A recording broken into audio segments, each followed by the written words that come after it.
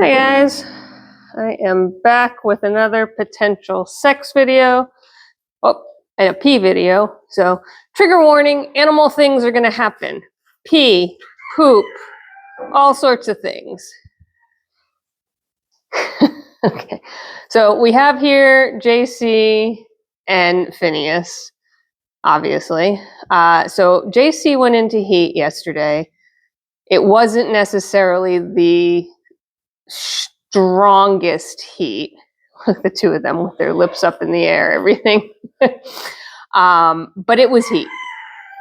And clearly everybody is in heat. Hi, girlfriend. I know. Hi. Go do your thing. So I put her in the stall with Thorn. And unfortunately, even with that, with privacy and actually several hours together, he didn't get the job done. So he is, I'm going to call him a bit of a struggle for the way we breed, right?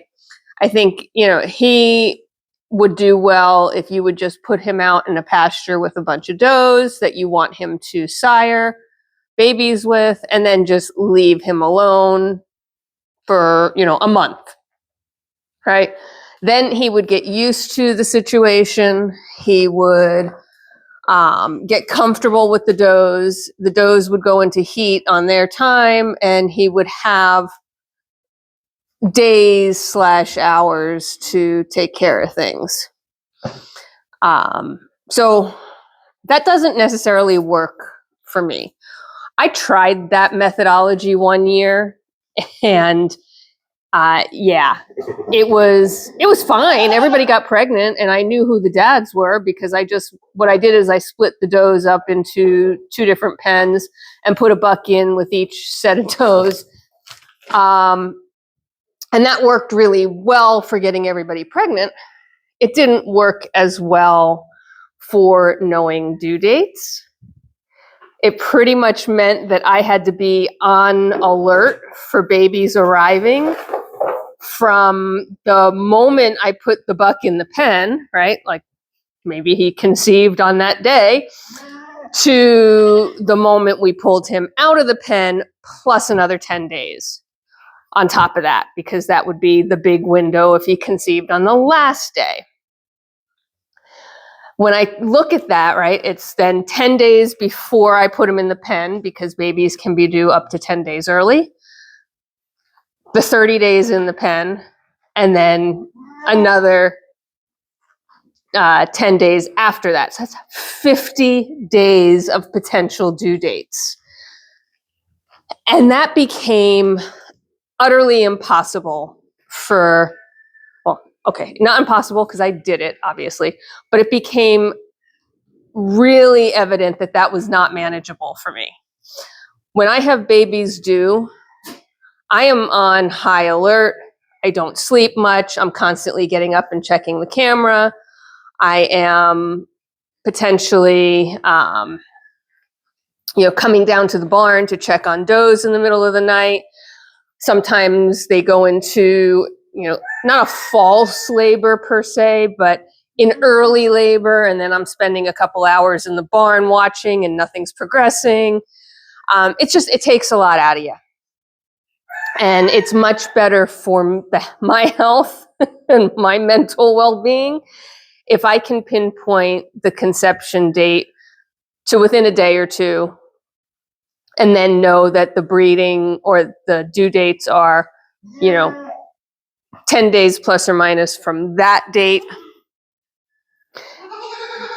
And when I know that, like, I'm not just watching and thinking, was this a sign? Was this not a sign? I wait until we're in that window, and then I can start to say, okay, are their ligaments starting to soften? That's a sign that they're going to start to give birth, right? It loosens up their pelvic area. Are they forming an udder? Are, things like that, right? Which give me much more concise data points to use in order to determine if babies are arriving imminently. Yes, those same signs exist when you have a giant window of time, but I'm also sort of overcautiously looking at it, right? Like, oh, okay, I think today their ligaments are soft. Look, her udder is here. And they can get an udder up to 30 days before babies arrive. Sometimes when they're first timers, even more than that, they'll start forming udders really early. So then I'm checking ligaments, and that's very subjective, right? It's kind of, did it work? You're not interested at all in him. Did it work? You know, is it different than yesterday? Is the subjective, right? Are the ligaments softer than yesterday? Are they softer than this morning? And all of that just goes to say, you know, this is not the way I want to manage my ability to know when babies are arriving. All right, so she is clearly not interested,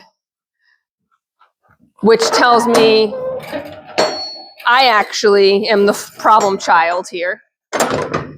And the reason I'm the problem child here is because obviously she's not in heat. If she were in heat, she would be totally ready. She would have stood still and Phineas would have gotten the job done. So maybe I'm blaming Thorn, and it's not Thorn, it's me. So somebody's in heat. We have to figure out who, because he's clearly interested in the doe stall, but we're gonna put him back in his stall. There you go, buddy. All the way in. All the way in.